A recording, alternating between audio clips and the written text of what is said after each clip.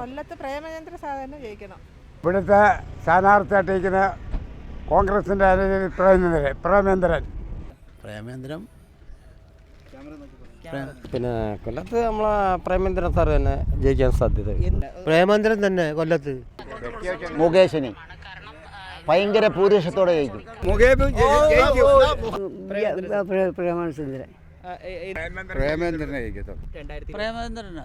പ്രേമേന്ദ്രൻ ഇപ്പോൾ ജയിക്കത്തില്ല. പ്രേമേന്ദ്രൻ സാറേ ജയിക്കത്തുള്ളൂ. നല്ല ഒരു നേതാവാണ്. മുകേഷ് വന്നാൽ ഒന്നും നടക്കത്തില്ല. അത് പ്രേമേന്ദ്രനെ കിട്ടത്തുള്ളൂ. പ്രേമചന്ദ്രൻ നല്ലത് ചെയ്യുന്നത് എല്ലാ കാര്യങ്ങളും. മുകേഷിന് ഇവിടെ കാണാൻ പോലും ഇല്ല. ഇവിടെ ജയിച്ചു കൊല്ലത്തിൻ്റെ എം പി ആകാൻ പോകുന്നത് മുകേഷ് ആയിരിക്കും. ഇവിടെ മുകേഷ് ജയിക്കത്തുള്ളൂ. പ്രേമേന്ദ്രൻ ഇഷ്ടമാണ് ചെയ്തൊക്കെ ഞങ്ങൾക്ക് വെച്ച് വെട്ടം പിടിച്ച് ഇവിടെ ഉണ്ടായത്. മുകേഷ് ഇവിടെ ഒന്നും ഉണ്ടാക്കിയിട്ടില്ല. മുകേഷ് ജയിക്കും. ഏത് ലെവലിൽ വന്നിരുന്നാലും പ്രേമേന്ദ്രനെ ജയിക്കത്തുള്ളൂ.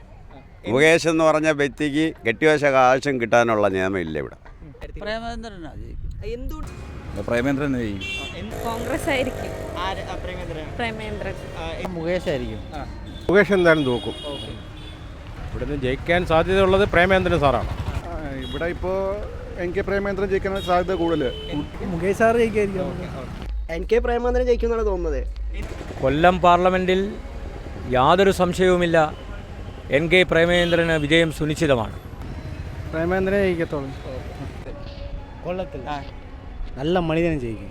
പ്രേമേന്ദ്ര സാർ ജയിക്കുമെന്ന് തോന്നുന്നത് ഈ നാടിന് വേണ്ടി ജനങ്ങൾക്ക് വേണ്ടി ഒരുപാട് നല്ല സഹായങ്ങൾ ചെയ്യുന്നുണ്ട്. പ്രേമചന്ദ്രൻ ജയിക്കാനാണ് ചാൻസ് കൂടുതലുള്ളത്. അതെ, തീർച്ചയായിട്ടും. കൊല്ലത്തുനിന്ന് മുകേഷ് ജയിക്കും. കൊല്ലത്ത് പ്രേമേന്ദ്രൻ. Mukesh M P ആവണമെന്നുള്ളതാണ്.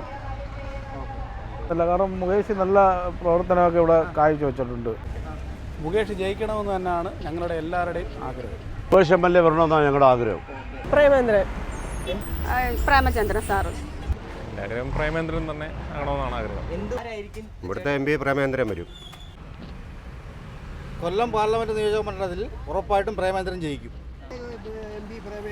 മുകേഷ് ഇപ്പോൾ ഇതുവരെയും പ്രേമേന്ദ്രനല്ലേ എം പി ആയിട്ടിരുന്നത്. ഒരുപാട് ജനങ്ങൾക്ക് നല്ല കാര്യങ്ങളുമൊക്കെ ചെയ്യുക. ഈ പറയുന്നത് എനിക്ക് വരെ ഒരു പെൻഷൻ കിട്ടാൻ വേണ്ടി ഞാൻ ചെന്ന് കണ്ട്, ഞാനും എൻ്റെ വീട്ടുകാരെയും കൂടെ ഒക്കെ ചെന്ന് കണ്ട് ഞങ്ങൾക്ക് അതിന് വേണ്ട കാര്യങ്ങൾ ചെയ്ത് 2 മാസം കഴിഞ്ഞപ്പോഴത്തേക്ക് ഞങ്ങൾക്ക് പെൻഷൻ കിട്ടുകയും പെൻഷൻ മേടിക്കുകയും ഇതുവരെയും നമുക്ക് അതിനുള്ള കാര്യങ്ങളൊക്കെ ചെയ്തു തന്നിട്ടുണ്ട്.